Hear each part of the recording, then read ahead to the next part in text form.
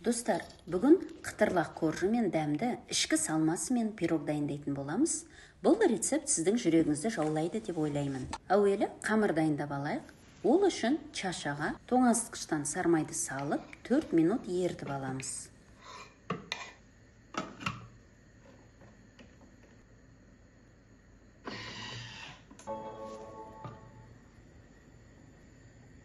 Оған қатық, ас содасын қосып, 10 секунд екінші жылдамдықта араластырамыз.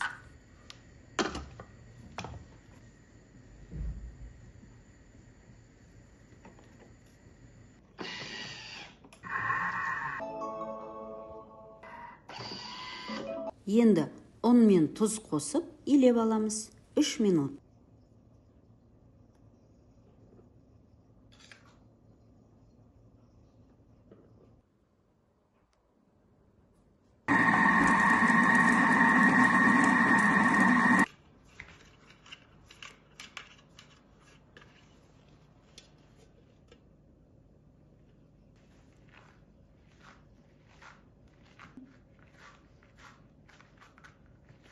Қамырды демалдырамыз.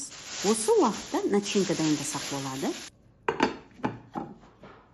Жуа, картошка, тауық төсінің филесін, тұз, қара бұрыш қосып араластырамыз.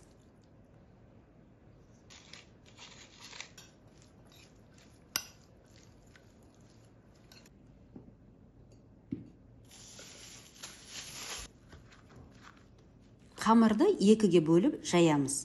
Бір бөлігіне салманы саламыз.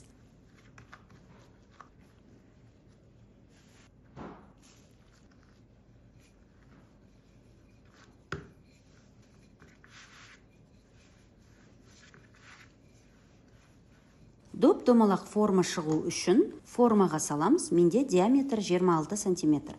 Форма болмаса да бола береді.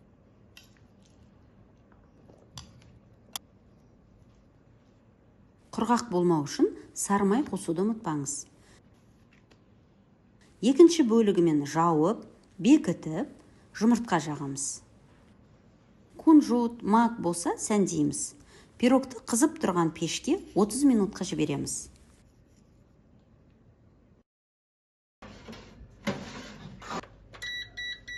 Жарты сағаттан кейін пирогымызды шығарып, форманы шешіп, жан жағы қызару үшін тағы да пешке 10 минутқа жібереміз. Пирогымыз дайын болды. Ас болсын.